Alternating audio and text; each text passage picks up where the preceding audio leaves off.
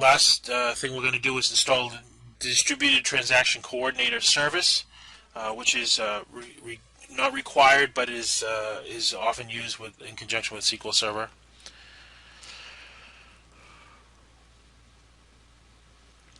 And we're configuring application, and next, and Distributed Transaction Coordinator is selected, and click on next. We're going to give this name of SQL Cluster DTC, which is the default, and it's going to be on the 10.10.10 network, and it's going to give you the address of 54, which is the next one in series. I try to keep things straight in the DHCP ranges. Here we're selecting the cluster disk. There's one cluster disk required for this service alone. These cluster disks, which are done through iSCSI, as we showed earlier in the previous video, and I believe it was video 1, are only 10 gig apiece, which is more than sufficient for my needs here. And we're going to click on Finish. You could have clicked on View Report, but I know that it's running, so I didn't do that. As you can see, online is pending, and there it is. The MSDTC SQL Cluster service is running. And we can move on to installing SQL Server into the cluster.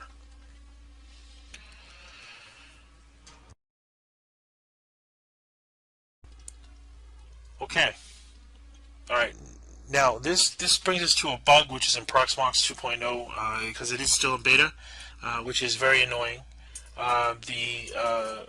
It does not acknowledge the change of the ISO files in the CD-ROM. So the workaround for that is to actually create a second VM, a fourth VM with just Windows 7 installed, and mounting the ISO, and you'll need a reboot, but just uninstalling the CD-ROM and reinstalling the CD-ROM with the right ISO in that virtual machine and accessing it over the network. It's a pain, but it's necessary. It does, because it doesn't acknowledge it. I've filed a bug report, and waiting to hear back on that. There we are. We go to a share, and we install it. It takes a little bit longer because it's going over the network to bring the files down, but it is a virtualized network, so it's not that bad. Again, here I'm describing the bug in version Proxmox 2.0 beta, which leaves you unable to swap CD-ROM images in CD-ROM. The workaround is sloppy. There's no question about it, but it does work, and it doesn't cause any downtime with the actual service by doing that. Again, here we're just describing that we're going to build the server with Windows 7 installed that can be shut down and reboot freely.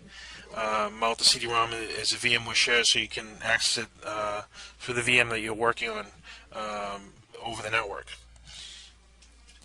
If you can't ping the servers, then you can't access the share. So you got to make sure that the firewall is open enough to be able to do that.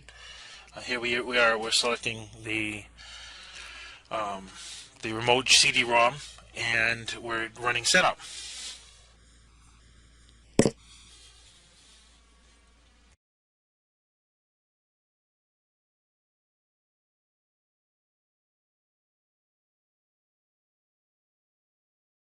The SQL Server installation starts, and that's going to take a few moments.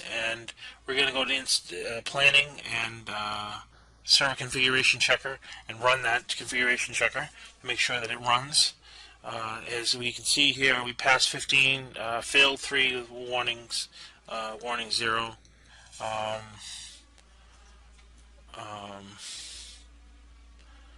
And we're actually going through and we're running that because those failures were not relevant. Sorry, there was 0 failures. Apologies. Okay, now we're selecting the Euler agreement, and the warning generated because our SQL was due to the SQL implementation. That's why we ignored them. I did that off the camera as I investigated that, so that's why I blinked by those errors. It's safe to ignore for now. The implementation on iSCSI through KVM and Proxmox, ZFS, and iSCSI is the fixes in the works for that problem, and I thank Ross for again for working so hard on that for me. Okay, here we're selecting the full installation of SQL Server, and we're installing all the components. You might not necessarily need them all. It depends on what you're doing. So you would select the ones that you wanted. Okay, the cluster name, the network name is SQL Cluster 2, and we're going to keep it the default MS SQL Serve for the named instance inside the database. And there it is. It's finished. This looks like it's got errors, but it actually doesn't. I was a little confused by that the first time I saw it. This does not mean errors because there's red there. It's fine.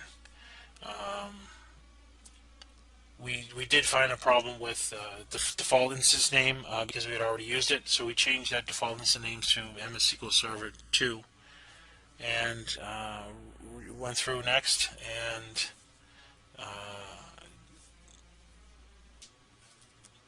ran it. Okay, here we're selecting the cluster disk number 2. You can see the first one's disappeared because that's being taken by the other service right now. And we're not doing DHCP, we're doing a static address. So we're going to type that in here, 10.10.20.55. Now, somewhere along the line here, we had errors related to the 10.10.20 network being selected. My recommendation is to try to create 11.10.10 network for, I'm sorry, 11.10.20 network for the cluster disks because of an interference between those two networks, which is a bug in Microsoft's software where it doesn't see those two as two separate subnets, even though they actually are. And I go into that a little bit more in my blog. Here I'm selecting the SQL Server account for the SQL servers. And I'm using all the same SQL admin account. To be more secure, you can select separate accounts. It's just a default user, and Microsoft SQL Server 2008 actually gives it the use of the proper rights, and it's as it does the install. That is different in SQL Server 2003, which you have to manually configure the permissions. Here we're selecting the data directory and just looking this over here. We're going to keep it all as the default. And this file stream, part of SQL Server for Transit SQL Access, I'm going to enable that. I think it's a good idea for later on when you're working with the SQL cluster. And we're using Windows Authentication mode, and we're entering the SQL Server admin user in both these screens that have just appeared. We go through this a little fast. I apologize. In the next video, I'll try to slow those things down a little bit so they're easy to see. The data directory, we're going to click on here, and we're going to actually do nothing. We're going to keep those as the same. In a real environment, you might want to divide those up among different disks. Do not install, but don't configure the report server. It is installing it, but it's not configuring it.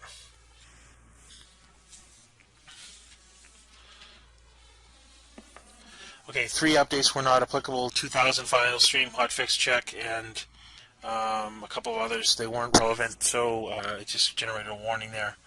That's okay. Now everything is selected and everything's ready to run, and the installation of the SQL Server is going to go ahead and go forth. We're going to speed up the video here so that this takes less time and doesn't bore anybody, but it is going through and doing the installation there. Okay, the SQL Server cluster installation for the first node is installed, and next we have to configure the other 2 nodes of the cluster nodes, the other 2 cluster nodes.